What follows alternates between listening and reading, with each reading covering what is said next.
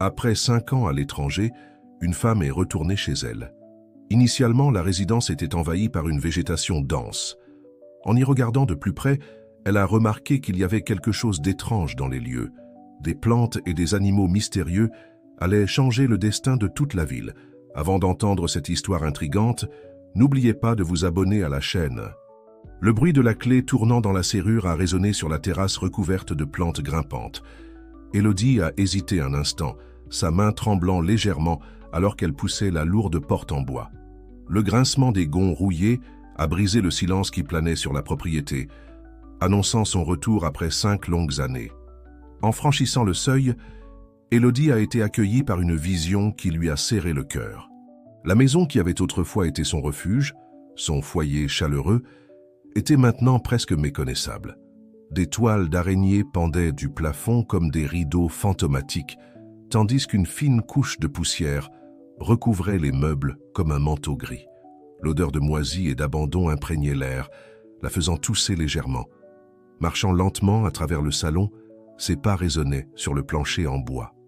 À travers les fenêtres embuées, elle pouvait voir le jardin autrefois soigneusement entretenu, maintenant complètement envahi par la végétation sauvage. Les mauvaises herbes avaient envahi les parterres, étouffant les roses que sa mère aimait tant. Élodie a ressenti une pointe de culpabilité. Comment avait-elle pu laisser les choses en arriver là? La décision de partir à l'étranger il y a 5 ans semblait si juste à l'époque, une opportunité unique de croissance personnelle et professionnelle. Mais maintenant, face aux conséquences tangibles de son absence, elle se demandait si le prix n'avait pas été trop élevé. Soupirant profondément, Élodie a ouvert les rideaux poussiéreux, permettant à la lumière du soleil de l'après-midi d'inonder la pièce. C'est alors qu'elle a remarqué quelque chose d'étrange. Au milieu du chaos de la végétation qui avait envahi le jardin, il y avait des touches de couleurs vives qui ne semblaient pas appartenir à ce paysage d'abandon. Intriguée, Élodie est sortie dans le jardin, devant se frayer un chemin à travers les herbes hautes qui lui arrivaient à la taille. En s'approchant, ses yeux s'écarquillèrent d'étonnement. Là, au milieu des mauvaises herbes, poussèrent des fleurs d'une beauté extraordinaire, avec des pétales aux couleurs si vives qu'elles semblaient presque irréelles. « C'est incroyable », murmura-t-elle pour elle-même, s'agenouillant pour examiner de plus près une fleur particulièrement fascinante. Ces pétales avaient une teinte de bleu qu'Élodie n'avait jamais vue auparavant, avec des veines argentées qui semblaient palpiter doucement. Alors qu'elle observait émerveillée, un mouvement dans le coin de son champ de vision la fit tourner la tête. À sa grande surprise, un petit cerf se tenait à la lisière du jardin, ses yeux curieux fixés sur elle. Élodie resta immobile, craignant d'effrayer l'animal, mais à sa grande surprise, le cerf fit quelques pas hésitants dans sa direction. « Bonjour, petit », chuchota Élodie doucement. Le cerf inclina la tête, comme s'il écoutait attentivement. Pendant un moment magique, Élodie ressentit une connexion inexplicable avec l'animal et avec la nature qui l'entourait. Le moment fut interrompu par le bruit d'une voiture qui approchait. Le cerf disparut rapidement dans la végétation, laissant Élodie avec un sentiment de perte. Se relevant, elle vit un van se garer devant la maison. Un homme d'âge moyen en descendit, avec un sourire amical. « Madame Élodie, je suis Pierre de l'entreprise de nettoyage et de restauration que vous avez engagée, » se présenta-t-il, tendant la main. Élodie le salua, se sentant soulagée de ne plus être seule face à cette tâche apparemment impossible. « Merci d'être venu, Pierre. Comme vous pouvez le voir, nous avons beaucoup de travail devant nous. » Pierre hocha la tête, regardant autour de lui avec un mélange d'inquiétude et de détermination. « Ne vous inquiétez pas, Madame Élodie. J'ai vu des cas bien pires. Allons redonner vie à cette maison. » Alors que Pierre et son équipe commençaient à décharger les équipements, Élodie ressentit un regain d'espoir.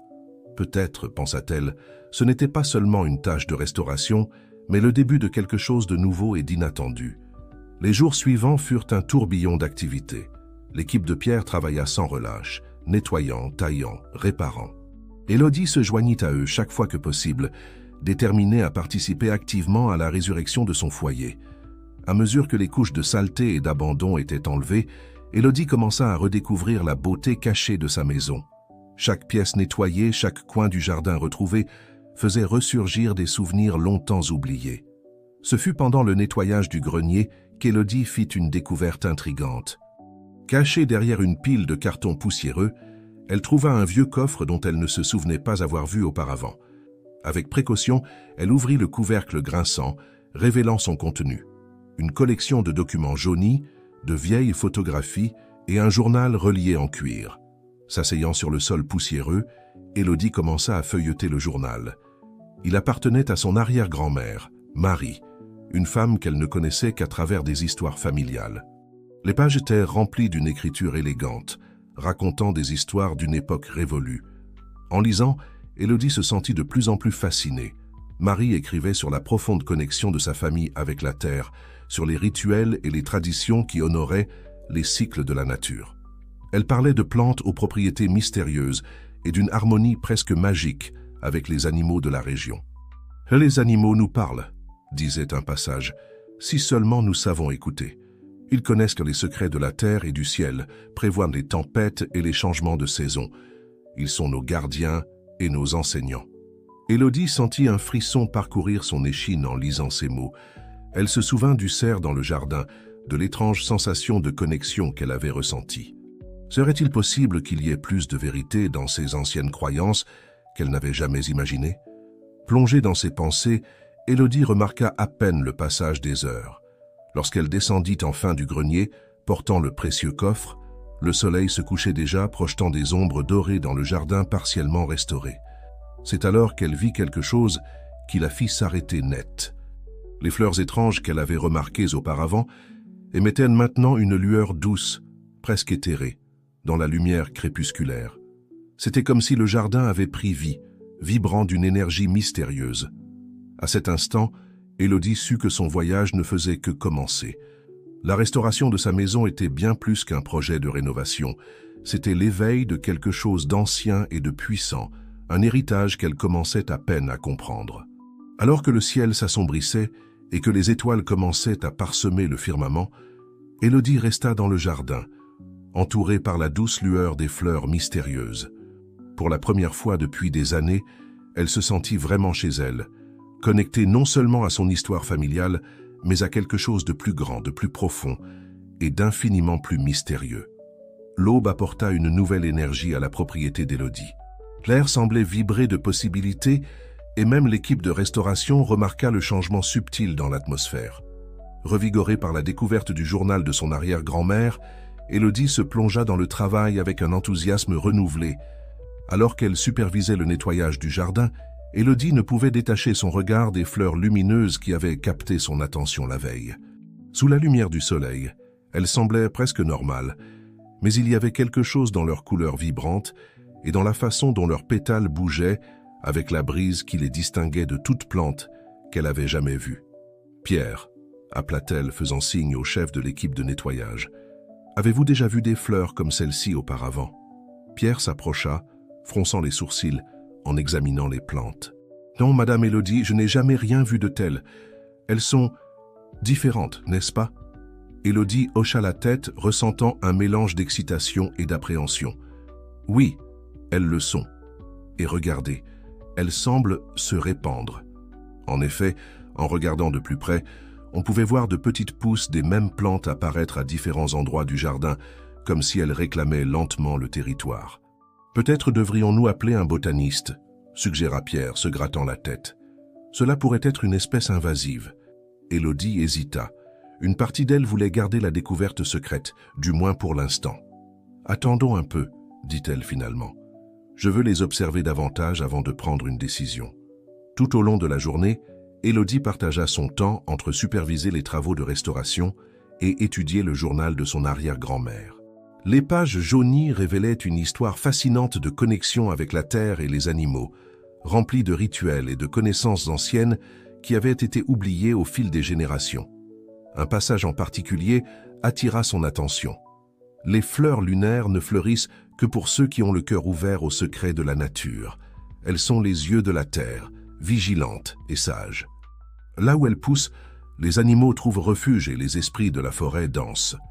Élodie sentit un frisson parcourir son échine. Ces étranges fleurs dans son jardin seraient-elles les légendaires fleurs lunaires mentionnées par son arrière-grand-mère? Ses pensées furent interrompues par un cri venant du jardin. Courant dehors, Élodie trouva un des travailleurs pointant le ciel avec une expression de stupéfaction. À l'horizon, des nuages sombres s'accumulaient rapidement, annonçant une violente tempête. Mais ce n'était pas cela qui avait attiré l'attention de tous. Une nuée d'oiseaux, plus grande que tout ce qu'Élodie avait jamais vu, volait en formation parfaitement synchronisée, en direction de la propriété. « Mon Dieu !» murmura Pierre, rejoignant Élodie. « Je n'ai jamais vu autant d'oiseaux ensemble comme ça. » L'essaim est arrivé à la propriété, tournant plusieurs fois au-dessus du jardin avant de commencer à se poser. À la surprise générale, les oiseaux, un mélange d'espèces qui ne s'associent normalement pas, semblaient parfaitement à l'aise les uns avec les autres et avec les humains présents. Élodie observa émerveillée, tandis que les oiseaux s'installaient dans les arbres et les arbustes, beaucoup d'entre eux choisissant les plantes lumineuses comme perchoirs. Le jardin, qui était silencieux il y a peu, était maintenant rempli de gazouillis et de chants. « Il semble se préparer à quelque chose », commenta l'un des ouvriers, regardant nerveusement le ciel de plus en plus sombre. Comme pour confirmer ses paroles, un lointain coup de tonnerre retentit, faisant sursauter tout le monde. La tempête approchait rapidement. « Tout le monde à l'intérieur !» cria Pierre, prenant le contrôle de la situation. « Mettons-nous à l'abri jusqu'à ce que la tempête passe. » Alors que l'équipe courait vers la sécurité de la maison, Élodie resta dans le jardin un moment de plus, observant les oiseaux. Ils semblaient calmes, presque dans l'attente, comme s'ils savaient exactement ce qui allait arriver. Un mouvement à la lisière du jardin attira son attention. À sa grande surprise, le même cerf qu'elle avait vu la veille était là, accompagné maintenant d'autres animaux, des renards, des lapins et même un blaireau. Tous semblaient avoir cherché refuge dans la propriété, guidés par un instinct mystérieux. La pluie commença à tomber, d'abord en gouttes éparses, puis en rideaux denses. Élodie courut enfin à l'intérieur de la maison, son esprit tourbillonnant avec les implications de ce qu'elle venait de voir. De la fenêtre du salon, elle regarda la tempête se déchaîner avec toute sa fureur. Les éclairs zébrèrent le ciel, illuminant le jardin en flashs dramatiques. Et à chaque éclair, Élodie pouvait voir les animaux, immobiles et protégés, comme si la propriété était une île de calme au milieu du chaos de la tempête. Les heures passèrent, et la tempête commença enfin à s'apaiser. Lorsque les derniers coups de tonnerre résonnèrent au loin, Élodie sortit à nouveau dans le jardin, émerveillée par ce qu'elle trouva. Le jardin, loin d'être dévasté par la tempête, semblait plus vibrant que jamais. Les fleurs éclatantes s'étaient multipliées, couvrant désormais de vastes étendues de leurs doux éclats. Les animaux, toujours présents, se déplaçaient paisiblement parmi les plantes, comme s'ils étaient chez eux. « C'est incroyable », dit Pierre, se joignant à elle. « C'est comme si la tempête avait béni le jardin d'une certaine manière. » Élodie hocha silencieusement la tête, son esprit revenant aux mots du journal de son arrière-grand-mère. Il y avait bien plus dans cette propriété, dans cet héritage familial, qu'elle n'aurait jamais pu l'imaginer. Cette nuit-là, après le départ de l'équipe de restauration, Élodie s'assit sur la véranda restaurée, contemplant le jardin baigné par la lumière de la lune. Les fleurs brillaient plus intensément sous la lumière argentée, créant un spectacle éthéré. Alors qu'elle contemplait la scène, Élodie sentit un profond sentiment de but s'installer dans son cœur. Elle était revenue dans cette maison en pensant seulement à la restaurer, mais maintenant, elle réalisait que son destin était bien plus grand. Cet endroit, avec ses plantes mystérieuses et son attirance inexplicable pour les animaux, était plus qu'une simple propriété. C'était un sanctuaire, un point de connexion entre le monde des humains et le royaume de la nature. Et d'une certaine manière, Élodie savait qu'elle avait été choisie pour en être la gardienne.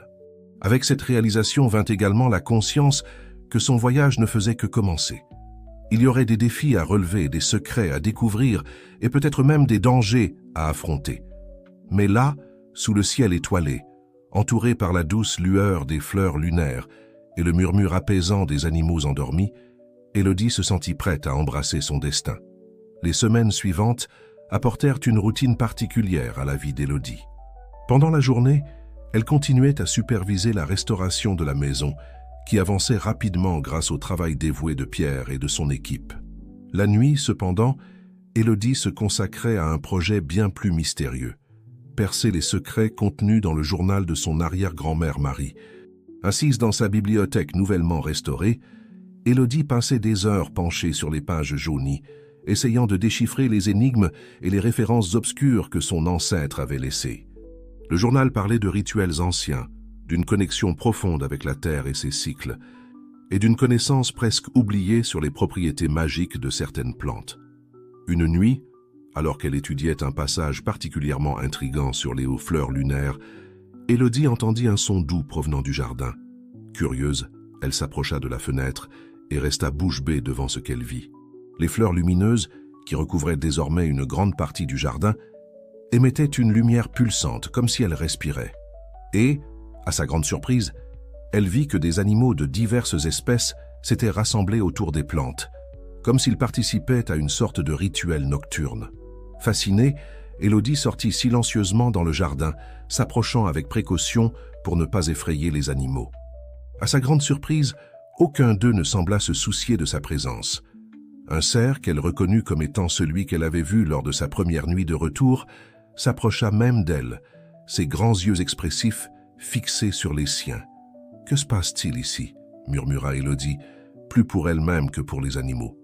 Comme en réponse, le cerf inclina légèrement la tête en direction des fleurs lunaires. Élodie suivit son regard et remarqua quelque chose qu'elle n'avait pas vu auparavant. Parmi les fleurs, de petits fruits d'apparence cristalline poussaient, brillant de la même lumière éthérée que les fleurs. Guidée par une impulsion qu'elle ne pouvait expliquer, Élodie tendit la main et cueillit l'un des fruits. Il était étonnamment léger et froid au toucher, comme s'il était fait de glace, bien qu'il ne fondît pas dans sa main. À cet instant, un passage du journal de son arrière-grand-mère résonna dans son esprit. Le fruit de la fleur lunaire est un cadeau rare, accordé uniquement aux véritables gardiens de la terre. Il ouvre les yeux à l'invisible et le cœur à la sagesse ancienne. Le cœur battant, Élodie porta le fruit à ses lèvres et en mordit un morceau. Le goût était indescriptible, à la fois doux et amer, avec des notes de quelque chose de sauvage et d'ancien qu'elle ne pouvait nommer. Au moment où elle avala, le monde autour d'elle sembla changer. Les couleurs devinrent plus vives, les sons plus nets. Et, à son grand étonnement, elle commença à entendre des voix. Pas des voix humaines, mais une cacophonie de murmures, de gazouillis et de grognements bas qu'elle pouvait d'une certaine manière comprendre. C'étaient les voix des animaux autour d'elle. Le cerf, les renards, les oiseaux perchés dans les arbres, tous communiquaient dans une langue qui, désormais, prenait inexplicablement sens pour elle. « Bienvenue, gardienne », dit le cerf, sa voix grave et mélodieuse résonnant dans l'esprit d'Élodie. « Nous attendions depuis longtemps votre arrivée. » Élodie chancela, étourdie par cette révélation. « Je peux vous comprendre ?» Un lapin s'approcha, ses moustaches frémissant d'excitation. « Le fruit lunaire a ouvert vos sens à notre langage. Vous êtes la nouvelle gardienne, comme votre arrière-grand-mère l'a été avant vous. »« Gardienne ?» répéta Élodie, se sentant à la fois émerveillée et submergée. « Gardienne de quoi ?» Une chouette se posa sur une branche voisine, ses yeux ambrés brillants dans l'obscurité. « De ce sanctuaire, bien sûr. Cet endroit où le voile entre les mondes est mince, où la magie de la nature coule librement. » Les implications de ce qu'elle entendait faisaient tourner la tête d'Élodie. Elle s'assit sur l'herbe douce, entourée par les animaux qu'elle reconnaissait désormais non seulement comme des créatures, mais comme des êtres sensibles avec leurs propres pensées et sagesse. « Mais pourquoi moi ?» demanda-t-elle, sa voix tremblant légèrement. « Que dois-je faire ?» Le cerf s'approcha, touchant doucement l'épaule d'Élodie avec son museau. « Vous portez le sang des anciens gardiens. Et quant à ce que vous devez faire, vous devez protéger ce lieu, nourrir la connexion entre les royaumes et aider à restaurer l'équilibre qui a été perdu. » Élodie resta silencieuse pendant un moment, absorbant tout. Une partie d'elle voulait croire que ce n'était qu'un rêve étrange, mais la clarté de ses perceptions et la tangibilité du monde autour d'elle étaient indéniables. « Comment puis-je faire cela ?» demanda-t-elle enfin. « Il y a tant de choses que j'ignore, tant de choses que je ne comprends pas. » La chouette émit un doux ululement qu'Élodie interpréta comme un rire gentil. « Tu apprendras, gardienne. Le savoir est dans ton sang, dans les mots de tes ancêtres et dans la sagesse de la terre elle-même. Nous te guiderons. » Alors que la nuit avançait, Élodie resta dans le jardin, écoutant les histoires et les enseignements des animaux. Ils parlaient des cycles de la nature, des menaces auxquelles le monde naturel faisait face et de l'importance cruciale de lieux comme ce sanctuaire. Lorsque les premiers rayons du soleil commencèrent à teinter l'horizon, Élodie se leva, se sentant transformée. Le monde autour d'elle semblait nouveau, rempli de possibilités et de magie qu'elle n'avait jamais perçue auparavant. En retournant à la maison, elle s'arrêta sur la véranda et regarda le jardin. Les fleurs lunaires avaient fermé leurs pétales avec l'arrivée de la lumière du jour, mais Élodie pouvait sentir leur énergie palpiter sous la surface. Les animaux s'étaient dispersés, retournant à leur cachette dans la forêt voisine, mais elle savait qu'ils ne seraient jamais vraiment loin. Avec un profond soupir, Élodie entra dans la maison, son esprit tourbillonnant avec tout ce qu'elle avait appris. Elle savait que sa vie ne serait plus jamais la même. Le chemin devant elle était incertain et probablement rempli de défis, mais aussi de merveilles au-delà de son imagination. Alors qu'elle se préparait pour une nouvelle journée de restauration de la maison, Élodie sourit à elle-même. La maison n'était plus seulement un projet de rénovation, elle était le cœur de quelque chose de bien plus grand, un portail entre les mondes qu'elle avait maintenant la responsabilité de protéger et de nourrir. Le bruit de voitures approchant annonça l'arrivée de l'équipe de Pierre.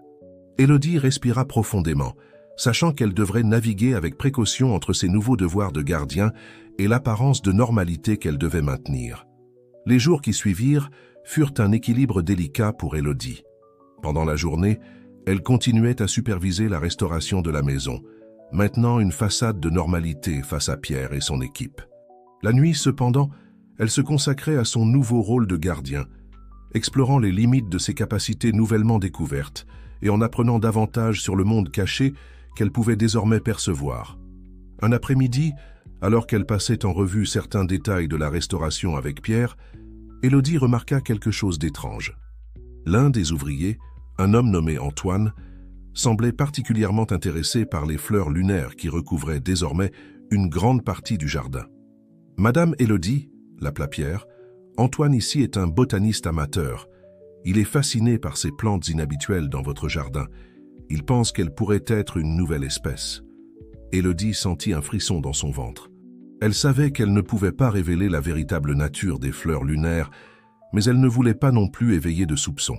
« Vraiment ?» répondit-elle, essayant de paraître décontractée. « Elles sont fascinantes, n'est-ce pas? Elles sont apparues après que j'ai commencé à nettoyer le jardin. » Antoine s'approcha, ses yeux brillants d'enthousiasme. « Je n'ai jamais rien vu de tel, Madame Élodie. La structure des pétales, la coloration, elles sont uniques. J'aimerais prendre quelques échantillons pour les étudier, si vous le permettez. » La panique grandit dans la poitrine d'Élodie. Elle savait instinctivement qu'elle ne pouvait pas permettre que les fleurs lunaires soient étudiées en laboratoire. « Ah, vous savez quoi, Antoine? Je préfère garder le jardin intact pour l'instant. J'aime la façon dont il devient naturel. » Antoine sembla déçu, mais acquiesça respectueusement. « Je comprends, Madame Élodie. Mais si vous changez d'avis... » « Bien sûr, l'interrompit gentiment Élodie. « Vous serez le premier à savoir. » Après que l'équipe soit partie, Élodie se promena dans le jardin, son cœur encore battant à cause de l'incident évité de justesse. Elle savait qu'elle devait être plus prudente. Le monde n'était pas prêt pour les secrets que son jardin renfermait. Ce soir-là, alors que les étoiles commençaient à parsemer le ciel, Élodie s'assit parmi les fleurs lunaires, qui brillaient maintenant doucement dans l'obscurité. Presque immédiatement, elle sentit la présence des animaux s'approcher. Le cerf, qu'Élodie avait commencé à appeler gardien dans son esprit, fut le premier à s'approcher. « Quelque chose vous trouble, gardienne, » dit-il, non pas comme une question, mais comme une constatation. Élodie soupira. « Oui. Un des ouvriers a remarqué les fleurs. Il est botaniste et veut les étudier. Je crains que cela n'attire une attention indésirable sur cet endroit. » La chouette, perchée sur une branche voisine, poussa un doux cri. Les humains ont toujours été curieux. C'est dans leur nature de vouloir comprendre, classer, étudier, mais certains secrets ne doivent pas être révélés avant le temps voulu. « Que dois-je faire ?» demanda Élodie, sentant le poids de sa responsabilité. Un renard, son pelage roux brillant à la lumière des fleurs, s'approcha. « Peut-être est-il temps d'élargir le cercle de protection, gardienne. Tous les humains ne sont pas prêts à voir, mais certains peuvent être choisis pour aider. » Élodie réfléchit aux paroles du renard. Elle avait ressenti la solitude de porter ce secret toute seule. L'idée de partager cette responsabilité, même avec quelques personnes choisies, était tentante. « Comment saurais-je qui choisir ?» demanda-t-elle. Le gardien inclina sa tête majestueuse. « Fiez-vous à vos instincts, gardienne. Les fleurs lunaires vous guideront. Ceux qui en sont dignes seront attirés par ce lieu, tout comme vous l'avez été. » Dans les jours qui suivirent, Élodie observa attentivement les gens autour d'elle, cherchant des signes de qui pourrait être digne de confiance. Elle remarqua que certaines personnes semblaient naturellement attirées par les fleurs lunaires, tandis que d'autres les remarquaient à peine. Ce fut lors d'une de ces observations qu'Élodie remarqua quelque chose de surprenant. Claire, la jeune assistante de Pierre, s'arrêtait souvent pour admirer les fleurs lorsqu'elle pensait que personne ne regardait. Plus que cela, Élodie jurait avoir vu les fleurs réagir à la présence de Claire, brillant un peu plus intensément. Décidée à enquêter, Élodie invita Claire à prendre un thé un après-midi après que le reste de l'équipe fut parti. « Claire, » commença prudemment Élodie, « j'ai remarqué que vous semblez beaucoup apprécier les fleurs du jardin. » La jeune femme rougit légèrement. « Ah oui, Madame Élodie, elles sont si belles. Je n'ai jamais rien vu de pareil auparavant. » Élodie étudia le visage de Claire, cherchant des signes qu'elle pourrait être digne de confiance. Il y avait une sincérité dans ses yeux, une connexion authentique avec la nature qu'Élodie reconnaissait. Prenant une décision soudaine, Élodie se leva. « Venez avec moi, Claire. Il y a quelque chose que je veux vous montrer. » Guidant la jeune femme jusqu'au jardin, Élodie s'arrêta devant un groupe de fleurs lunaires particulièrement vibrantes. Le soleil se couchait et les premières étoiles commençaient à apparaître dans le ciel. « Observez », instruisit doucement Élodie. Alors que l'obscurité tombait, les fleurs commencèrent à émettre leurs doux éclats. Claire eut un souffle coupé, ses yeux écarquillés d'émerveillement. « Elle brille » murmura-t-elle émerveillée. Élodie sourit, sentant qu'elle avait fait le bon choix. « Oui, Claire, et il y a bien plus à voir, si vous êtes prête. » Cette nuit-là, Élodie partagea avec Claire les secrets du jardin. Elle lui parla de son rôle de gardienne, de la communication avec les animaux et de l'importance de protéger ce sanctuaire. À sa surprise et à son soulagement, Claire accepta tout avec un mélange d'émerveillement et de détermination.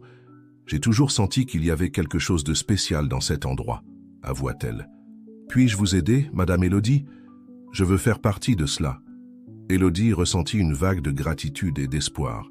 « Oui, Claire, je pense que c'est pour cela que vous avez été guidée jusqu'ici. Ensemble, nous pouvons protéger cet endroit et, qui sait, aider à rétablir l'équilibre entre le monde humain et le monde naturel. » Pendant que les deux femmes discutaient, planifiant et rêvant sous la douce lumière des fleurs lunaires, Élodie sentit un poids se soulever de ses épaules. Elle n'était plus seule dans sa mission. Les semaines se transformèrent en mois et la propriété d'Élodie s'épanouit non seulement en beauté, mais aussi en sens. Avec Claire comme confidente et apprentie, Élodie trouva un nouvel équilibre dans sa vie de gardienne. Ensemble, elles travaillaient à maintenir le sanctuaire protégé, tout en apprenant davantage sur les secrets de la nature et sur l'héritage laissé par l'arrière-grand-mère d'Élodie. Un matin d'automne, alors qu'Élodie et Claire se promenaient dans le jardin, discutant des plans pour la journée, un bruit inattendu attira leur attention. C'était le son d'un moteur suivi du crissement de pneus sur la route de terre menant à la propriété. « Attendons-nous quelqu'un » demanda Claire, fronçant les sourcils. Élodie secoua la tête, ressentant une pointe d'inquiétude. « Pas que je sache. Allons voir qui c'est. » Elles se dirigèrent vers l'entrée de la propriété, arrivant à temps pour voir une voiture officielle du gouvernement se garer. Un homme en costume sortit du véhicule, son visage sérieux tandis qu'il examinait les alentours. « Bonjour », dit-il en s'approchant des deux femmes. « Je cherche Élodie Silveira. Je suis le docteur Jean-Luc Martin, du ministère de l'Environnement. » Élodie fit un pas en avant, essayant de garder son calme. « C'est moi. En quoi puis-je vous aider, docteur Martin ?» L'homme sortit une enveloppe de la poche intérieure de sa veste. « Madame Silveira, je suis ici pour vous informer que votre propriété a été désignée comme zone d'intérêt écologique. Nous avons reçu des rapports concernant des espèces rares de flore et de faune dans cette région et nous devons mener une enquête approfondie. » Le cœur d'Élodie s'emballa. Elle échangea un regard rapide avec Claire qui semblait tout aussi alarmée. « Je comprends, » dit Élodie, essayant de gagner du temps. « Et en quoi consisterait exactement cette enquête ?» Docteur Martin feuilleta quelques papiers. « Eh bien, pour commencer, nous devrons effectuer un inventaire complet de la flore et de la faune de la propriété. Cela inclura la collecte d'échantillons, des photographies et éventuellement l'installation de caméras pour surveiller la vie sauvage. » Élodie sentit un nœud se former dans son estomac. Si le gouvernement découvrait la véritable nature des fleurs lunaires et des animaux qui habitaient le sanctuaire, tout serait perdu. Elle devait réfléchir vite. « Docteur Martin » commença-t-elle, choisissant ses mots avec soin. « J'apprécie la préoccupation du ministère pour la préservation de l'environnement. En effet, j'ai travaillé dur pour restaurer cette propriété et protéger son écosystème unique. Peut-être pourrions-nous discuter d'une forme de collaboration qui ne perturbe pas l'équilibre délicat que nous avons réussi à établir ici ?» Le fonctionnaire du gouvernement sembla réfléchir à ces mots. « Je comprends votre préoccupation, Madame Martin, mais vous devez comprendre que nous avons des protocoles à suivre. » À ce moment-là, comme s'il sentait la tension dans l'air, le cerf qu'Élodie appelait gardien émergea de la forêt, marchant calmement vers le groupe. « Docteur. » Martin resta bouche bée, clairement surpris par la présence du majestueux animal si près des humains. « Impressionnant, » murmura-t-il. « Je n'ai jamais vu un cerf aussi à l'aise près des gens. » Élodie vit une opportunité. « Docteur Martin, ce que vous voyez est le résultat de années de travail minutieux pour créer un environnement où les animaux se sentent en sécurité. Une investigation invasive pourrait perturber cet équilibre délicat. » En parlant, Élodie sentit une inspiration soudaine. C'était risqué, mais elle savait qu'elle devait agir. « Pourquoi ne faisons-nous pas une promenade dans la propriété? Je peux vous montrer le travail que nous avons accompli et discuter de la manière dont nous pourrions collaborer pour bénéficier à la fois à la recherche du ministère et à la préservation de ce sanctuaire. » Docteur Martin hésita un moment, mais la curiosité évidente dans ses yeux trahit son intérêt. « Très bien, Madame Martin. Silveira. Montrons ce que vous avez ici. » Élodie guida le docteur Martin à travers le jardin, avec Claire suivant de près. Alors qu'il marchait, Élodie parla avec passion des efforts de conservation, de la restauration de l'habitat naturel et de l'importance des approches non invasives pour l'étude de la vie sauvage. Lorsqu'ils arrivèrent près des fleurs lunaires, qui à ce moment de la journée semblaient être des fleurs ordinaires, bien qu'extraordinairement belles, Élodie fit une pause. Elle savait qu'elle était sur le point de prendre un grand risque, mais elle sentait qu'elle n'avait pas le choix. « Docteur Martin, » dit-elle doucement, « il y a quelque chose de spécial que j'aimerais vous montrer. Quelque chose qui explique pourquoi cet endroit est si unique et pourquoi il doit être protégé d'une manière très particulière. » Le fonctionnaire du gouvernement la regarda avec curiosité. « Qu'est-ce que c'est, Madame Silveira ?» Élodie respira profondément. « C'est quelque chose qui ne peut être vu qu'au crépuscule. Je sais que je demande beaucoup, mais serait-il possible que vous restiez jusqu'à là? Je vous promets que cela en vaudra la peine. » Le docteur Martin semblait intrigué et un peu sceptique, mais après un moment de réflexion, il accepta. « Très bien, Madame Silveira, vous avez éveillé ma curiosité. » Les heures qui suivirent furent tendues. Élodie et Claire se relayèrent pour occuper le docteur, Martin lui montrant différents aspects de la propriété et discutant des stratégies de conservation. Tout ce temps, Élodie priait pour qu'elle prenne la bonne décision. Enfin, le soleil commença à se coucher. Élodie guida le docteur Martin de retour au jardin, son cœur battant fort dans sa poitrine. Lorsqu'ils s'approchèrent des fleurs lunaires, elle lui fit signe d'attendre. Alors que l'obscurité tombait, les fleurs commencèrent à émettre leur lueur douce et éthérée. Le jardin prit vie avec une lumière qui semblait venir d'un autre monde. Le docteur Martin resta bouche bée, ses yeux écarquillés d'étonnement. « C'est extraordinaire, » murmura-t-il. « Je n'ai jamais rien vu de tel dans toute ma carrière. » C'est à ce moment que les animaux commencèrent à apparaître. Le cerf gardien, des renards, des lapins et même quelques oiseaux nocturnes, tous se rassemblant paisiblement autour des fleurs lumineuses. Élodie observa le visage du docteur. Martin, y voyant un mélange d'émerveillement, de révérence et de compréhension grandissante. Elle savait qu'elle assistait à un moment de transformation. « Docteur Martin, » dit-elle doucement, « maintenant vous pouvez voir pourquoi cet endroit doit être protégé d'une manière très spéciale. Ce n'est pas quelque chose qui peut être étudié dans un laboratoire ou capturé dans des rapports. C'est une magie qui doit être préservée, protégée et respectée. » Le fonctionnaire du gouvernement resta silencieux un long moment, absorbant la scène devant lui. Quand il parla enfin, sa voix était empreinte d'émotion. « Madame Silveira, je pense que nous devons complètement repenser notre approche ici. Ce que vous avez créé est quelque chose de vraiment unique et précieux. » Ce soir-là, sous la lueur douce des fleurs lunaires, Élodie, Claire et Dr Martin discutèrent longuement.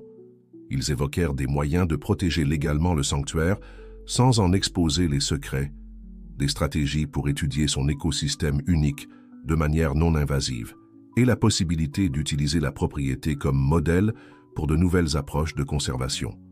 Lorsque Dr Martin partit enfin, il était tard dans la nuit. Il s'en alla avec une nouvelle lumière dans les yeux et une promesse de travailler avec Élodie pour protéger le sanctuaire. Élodie et Claire restèrent dans le jardin un moment après son départ, se sentant épuisées mais triomphantes. Elles avaient en fait face à une menace significative et en étaient sorties victorieuses, non par le conflit, mais par la magie même de la nature. « Je pense que nous avons gagné un nouvel allié », dit Claire en souriant. Élodie hocha la tête, ressentant une vague de gratitude et d'espoir. « Oui, et peut-être quelque chose de plus grand encore.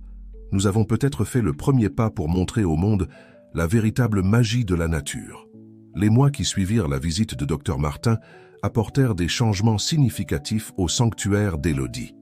Avec le soutien discret mais puissant du ministère de l'Environnement, la propriété fut officiellement désignée comme une zone de préservation spéciale, protégée du développement extérieur et des recherches invasives.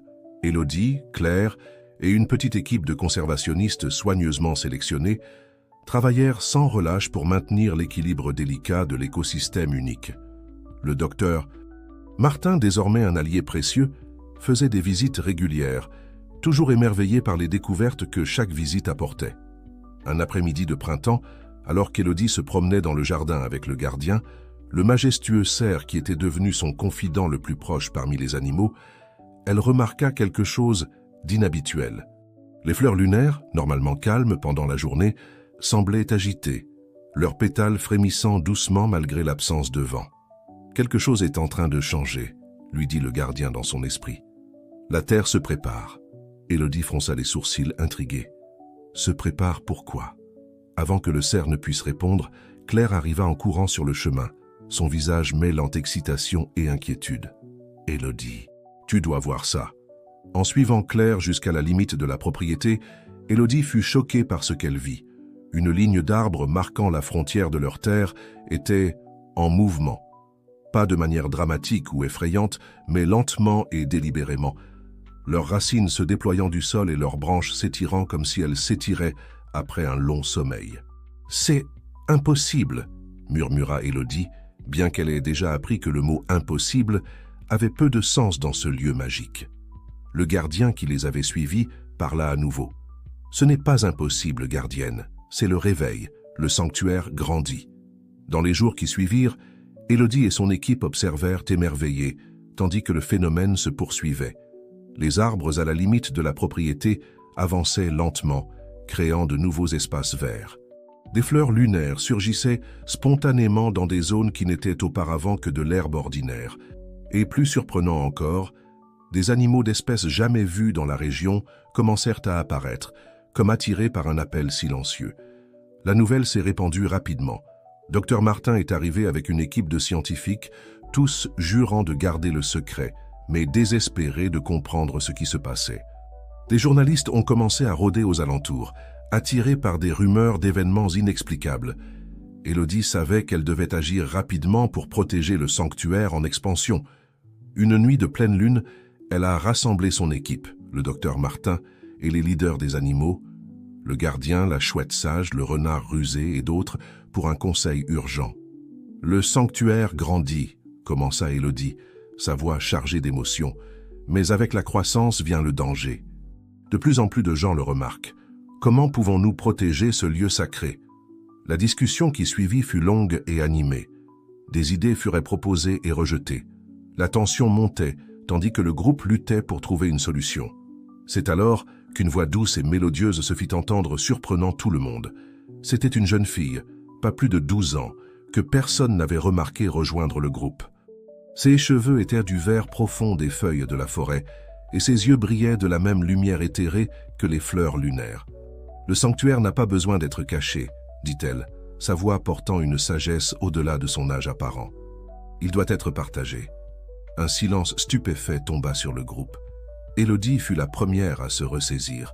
« Qui es-tu » La jeune fille sourit, un sourire qui semblait contenir toute la beauté et le mystère de la nature. « Je suis Léa, l'esprit de ce lieu.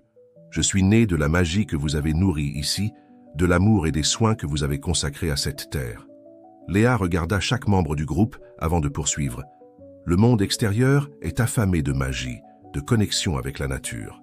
Le sanctuaire grandit parce qu'il est temps de guérir la division entre le monde humain et le monde naturel. Mais cela ne peut se produire que si nous permettons à d'autres de ressentir la magie de ce lieu. » Les paroles de Léa provoquèrent une vague de discussions animées. Certains craignaient qu'ouvrir le sanctuaire au monde extérieur ne le détruise. D'autres voyèrent la sagesse dans les mots de l'esprit de la forêt. Élodie resta silencieuse pendant un long moment, réfléchissant. Finalement, elle parla.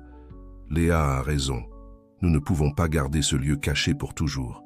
Mais nous ne pouvons pas non plus simplement ouvrir les portes et espérer que tout le monde comprenne et respecte la magie d'ici. » Elle fit une pause, regardant chaque visage autour d'elle. « Ce dont nous avons besoin, c'est d'un plan.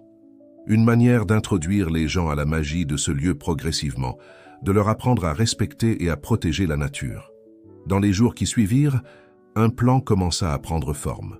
Le sanctuaire serait ouvert au public, mais de manière contrôlée. De petits groupes seraient guidés sur des chemins soigneusement planifiés, apprenant l'importance de la conservation et expérimentant des doses mesurées de la magie du lieu. Les fleurs lunaires les plus puissantes et les rituels les plus sacrés resteraient cachés, protégés par Léa et les gardiens animaux. Mais il y aurait des moments spéciaux, pendant la pleine lune, ou aux équinoxes et solstices, où des visiteurs choisis seraient invités à témoigner de la véritable magie du sanctuaire. Alors que le plan se développait, Élodie ressentait un mélange d'anxiété et d'espoir. Elle savait qu'ils étaient sur le point de s'embarquer dans un voyage qui pourrait changer non seulement le sanctuaire, mais le monde entier. Une nuit, alors qu'elle observait les fleurs lunaires briller sous les étoiles, Élodie sentit une présence à ses côtés. C'était Léa, ses yeux scintillant de la même lumière que les fleurs. « Tu fais ce qu'il faut, gardienne », dit doucement le jeune esprit. « Le chemin à venir ne sera pas facile, mais il est nécessaire. Le monde a besoin de réapprendre la magie de la nature, et cet endroit sera le catalyseur de ce changement. » Élodie hocha la tête, ressentant le poids de la responsabilité, mais aussi l'excitation des possibilités qui s'ouvraient devant elle. « Nous sommes prêts, » dit-elle, sa voix ferme de détermination. Alors que les deux restaient là, côte à côte, le vent murmurait entre les arbres, portant des promesses de changement et d'espoir. Le sanctuaire continuait de grandir, ses frontières s'étendant non seulement physiquement, mais aussi dans les cœurs et les esprits de ceux qui viendraient bientôt expérimenter sa magie. Le jour de la grande ouverture du sanctuaire se leva clair et frais, un présage prometteur de ce qui allait arriver. Élodie se réveilla avant le lever du soleil, son cœur battant d'un mélange d'attente et d'appréhension. Elle sortit dans le jardin, où les fleurs lunaires recueillaient leur éclat nocturne, comme si elle se préparait pour le jour historique à venir. « Sommes-nous prêts ?» demanda doucement Élodie, plus pour elle-même que pour quiconque. « Aussi prêts que nous pouvons l'être » répondit la voix douce de Léa. Le jeune esprit de la forêt émergea des ombres, ses cheveux verts ondulant doucement dans la brise matinale. Le sanctuaire est impatient, mais aussi excité. Il sent que c'est le moment de partager sa magie. Au cours des mois qui avaient précédé ce jour, Élodie et son équipe avaient travaillé sans relâche. Des sentiers soigneusement planifiés avaient été créés à travers le sanctuaire, conçus pour montrer la beauté et la magie du lieu sans déranger ses habitants les plus sensibles. Des guides avaient été formés, non seulement sur les faits écologiques, mais aussi dans l'art subtil d'aider les visiteurs à ouvrir leur cœur et leurs esprits à la magie de la nature. Le docteur Martin avait utilisé son influence pour s'assurer que le sanctuaire soit officiellement reconnu comme une zone de conservation unique, avec des règles strictes sur le nombre de visiteurs autorisés et les types d'activités pouvant y être pratiquées. Alors que le soleil montait à l'horizon, les premiers visiteurs commencèrent à arriver. C'était un groupe diversifié, des familles avec des enfants excités, des étudiants universitaires aux yeux curieux, des personnes âgées avec des expressions de sereine anticipation. Chacun d'entre eux avait été soigneusement sélectionné et préparé pour cette première visite. Élodie, accompagnée de Claire et des autres guides, commença à conduire de petits groupes à travers le sanctuaire. Ils montrèrent les fleurs exotiques, expliquèrent les délicats équilibres écologiques et partagèrent des histoires sur l'importance de la conservation. Mais plus que cela, ils encouragèrent les visiteurs à simplement ressentir l'endroit, à sentir l'énergie unique qui pulsait à travers la terre, à observer les animaux qui se déplaçaient avec une confiance inhabituelle autour des humains.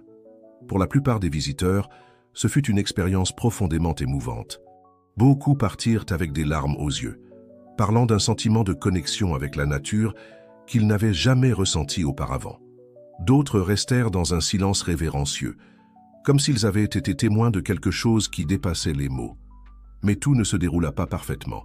Un petit groupe de sceptiques insistait pour tout remettre en question, exigeant des explications scientifiques pour des phénomènes qui défiaient la logique conventionnelle. Un journaliste qui s'était d'une manière ou d'une autre infiltré dans le groupe essayait constamment de s'éloigner du chemin désigné, avide de découvrir les vrais secrets du sanctuaire. Ce fut lors d'une de ces tentatives d'évasion que se produisit l'incident qui faillit compromettre tout le projet. Le journaliste, échappant à son groupe, trébucha dans une zone particulièrement sensible du sanctuaire où certaines des fleurs lunaires les plus puissantes poussaient. Dans sa chute, il écrasa plusieurs de ces précieuses plantes. L'effet fut immédiat et dramatique. Un cri silencieux sembla résonner à travers le sanctuaire. Les animaux, jusqu'alors calmes et amicaux, disparurent soudainement dans la forêt. Le ciel, auparavant clair, s'assombrit avec des nuages menaçants. Élodie, sentant la perturbation, courut vers l'endroit. Il trouva le journaliste à terre, entouré des fleurs lunaires endommagées. Son cœur se serra en voyant la destruction. « Qu'avez-vous fait » murmura-t-elle, sa voix tremblante d'émotion. Avant que le journaliste ne puisse répondre, Léa apparut. Ses yeux, habituellement doux, brillaient maintenant d'une intensité farouche. « Vous avez blessé le cœur du sanctuaire, » dit-elle, sa voix portant le poids des siècles. « Maintenant, vous devez faire la paix. » Le journaliste, pâle et tremblant, regarda de Élodie à Léa. « Je suis désolé, » balbutia-t-il. « Je ne savais pas. Je ne comprenais pas. » Élodie sentit une vague de compassion mêlée à une profonde tristesse. « Personne ne comprend vraiment, » dit-elle doucement. « C'est pourquoi nous essayons d'enseigner, de montrer. Mais certains secrets sont trop sacrés pour être révélés avant que le monde ne soit prêt. » Léa s'agenouilla près des fleurs endommagées, ses mains planant au-dessus d'elle. Une lumière douce émana de ses doigts, se répandant sur les plantes blessées. Lentement, miraculeusement, les fleurs commencèrent à se redresser.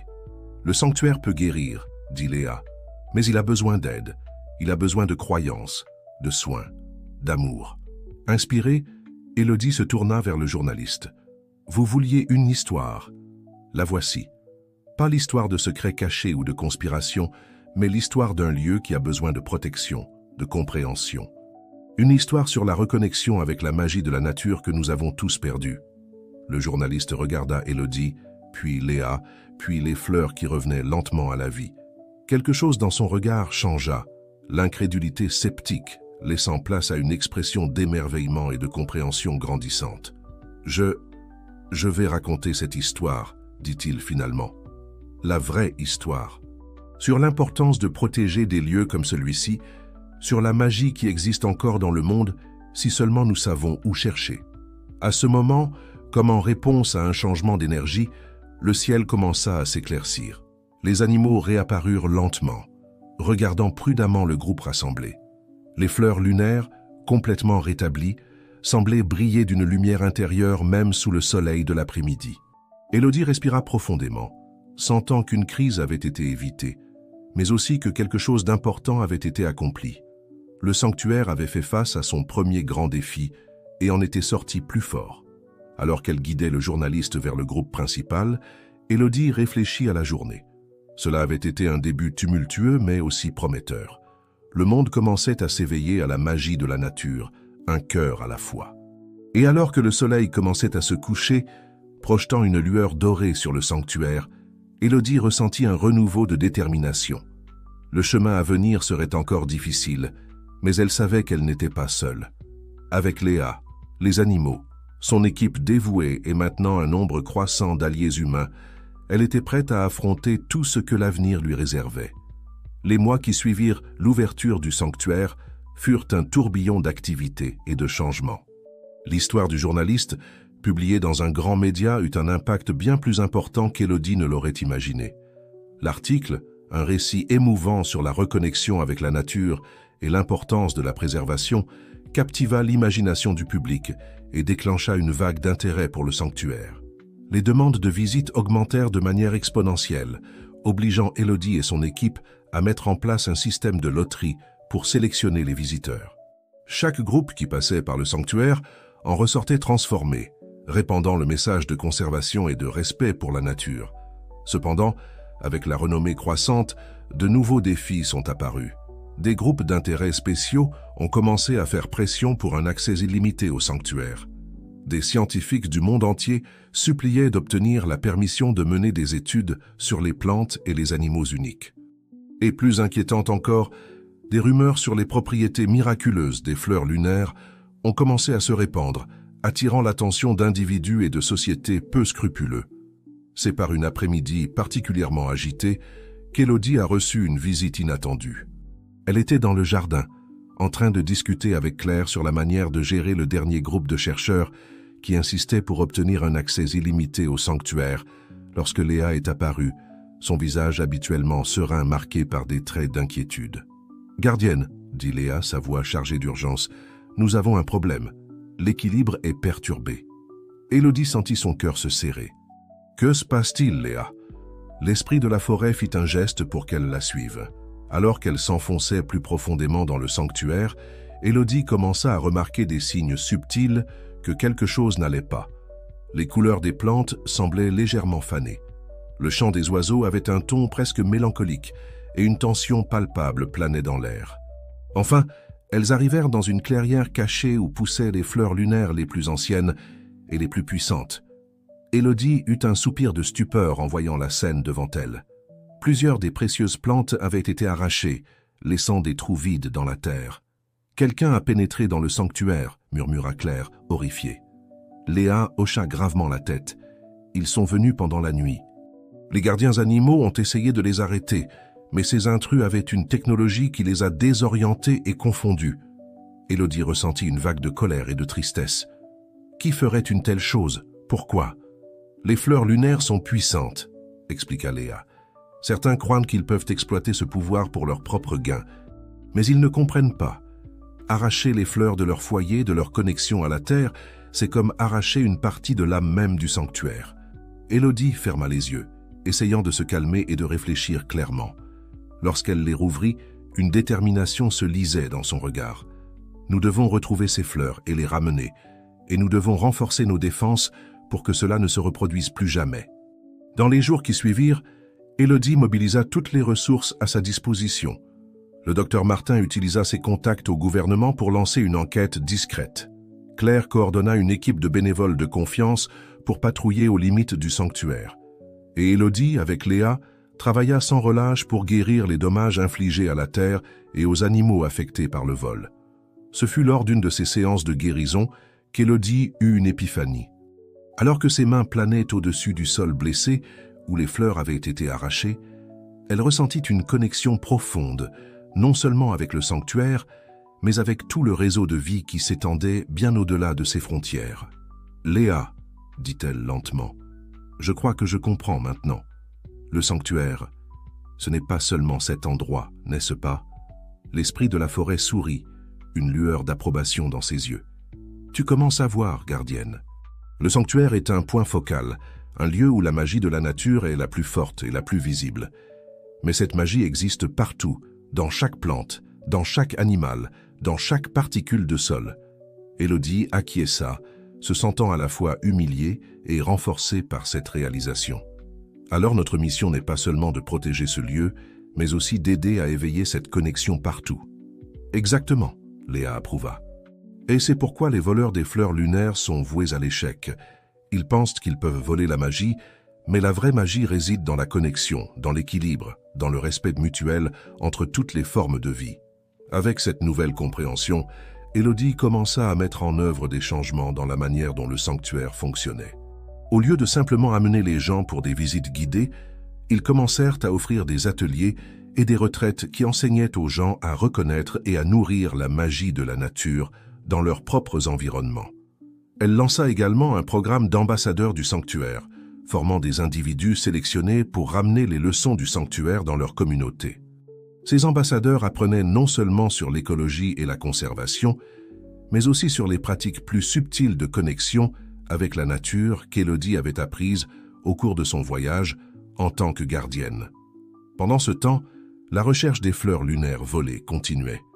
Grâce à un réseau de contacts qui s'étendait bien au-delà de ce qu'Élodie aurait pu imaginer, ils commencèrent à tracer le chemin des précieuses plantes.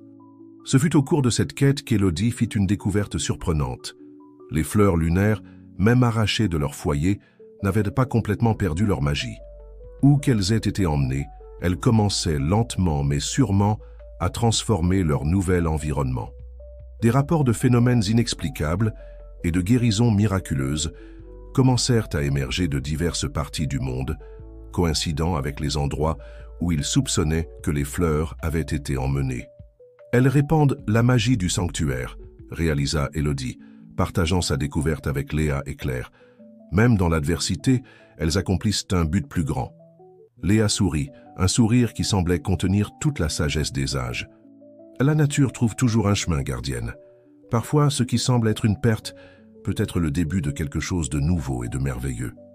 Alors que le soleil se couchait ce jour-là, projetant une lueur dorée sur le sanctuaire en pleine croissance, Élodie ressentit un renouveau d'espoir et de détermination. Le chemin à venir était encore plein de défis, mais elle savait que chaque défi était une opportunité de répandre un peu plus la magie du sanctuaire, de toucher un autre cœur, d'éveiller une autre âme à la merveille et à l'importance de la nature.